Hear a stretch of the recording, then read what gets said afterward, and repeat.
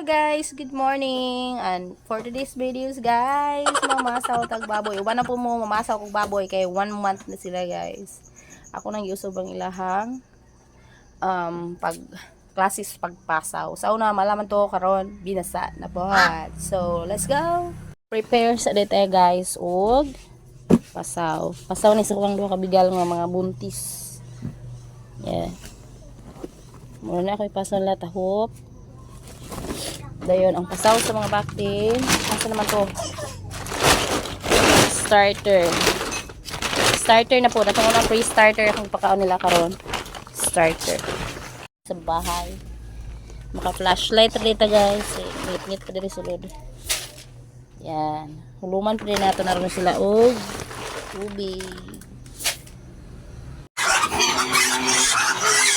Hilo na sila guys. Kapakaon ako. Ano yung mga 1 month na sila rong adlaw guys. Basa na nako ilang pasaw. O diba? Tingnan nyo. Atong una, iliha pa na sila kutob. Kung nabot sila ito, minubo naman.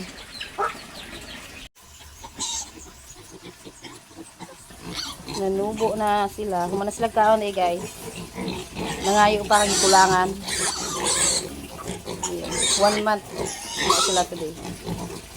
Ito ako ang mga dik 1 month pregnant and 2 months pregnant. Dik bulingit mo kakay dik. Dik. Bosi. Buutan na siya atong unang hadlok ko kay dako kay na siya pero karon okay lang. Nano siya nako. Dik.